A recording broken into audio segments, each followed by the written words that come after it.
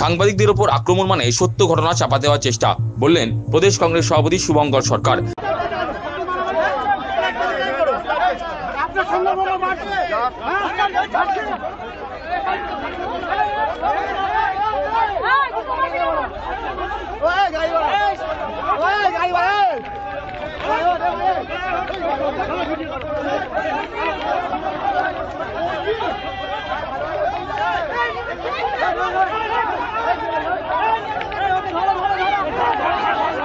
হারানো চাকরি ফেরানোর দাবিতে বৃহস্পতিবার বিকাশ ভবন অভিযানের ডাক দিয়েছিলেন চাকরিহারা শিক্ষক ও শিক্ষাকর্মীরা। এদিন বেলার দিকে বিধাননগর পুর নিগমের চেয়ারম্যান তথা তৃণমূল নেতা সব্যসাচী দত্ত বিকাশ ভবনে ঢোকার চেষ্টা করলে পরিস্থিতি তপ্ত হয়ে ওঠে। অভিযোগ, তৃণমূল নেতা সব্যসাচী দত্তকে দেখে নাকি বিক্ষোভকারীরা চোর চোর স্লোগান তোলেন। এরপরই বিকাশ ভবন চত্বরের পরিস্থিতি চরম পর্যায়ে পৌঁছয়।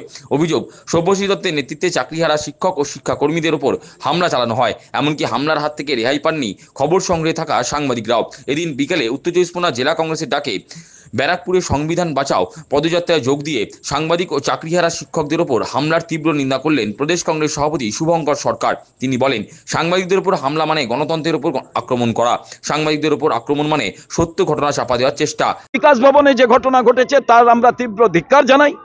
আমরা মনে করি সাংবাদিকদের উপরে তারা খবর পরিবেশন করতে চায়, তাদের উপরে আক্রমণ মানে গণতন্ত্রের উপরে আক্রমণ, আর তাদের উপরে আক্রমণ মানে খবরকে, সত্যি খবরকে বন্ধ করে দেওয়ার জন্য চেষ্টা।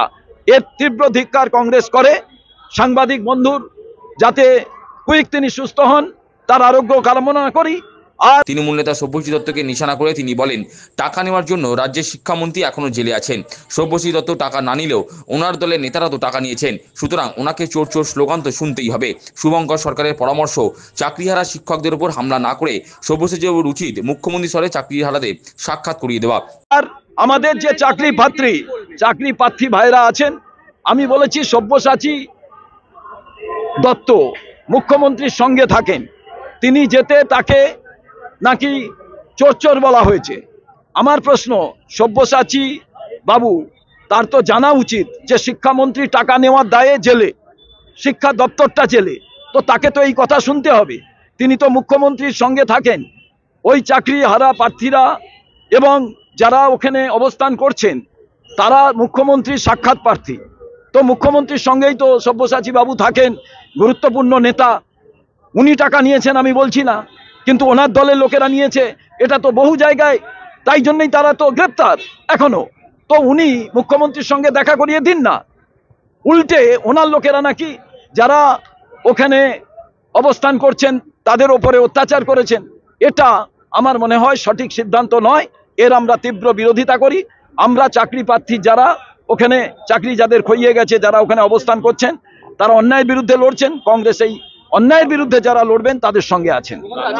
ব্যারাকপুরের এদিনে সংবিধান বাঁচাও পদযাত্রায় হাজির ছিলেন উত্তর চব্বিশ পরগনা জেলা শহর কংগ্রেস সভাপতি তাপস মজুমদার, বর্ষিয়ান কংগ্রেস নেতা শক্তি মৈত্র, বিপুল ঘোষাল সহ অন্যান্য নেতৃবৃন্দ। রাহুল গান্ধীর নেতৃত্বে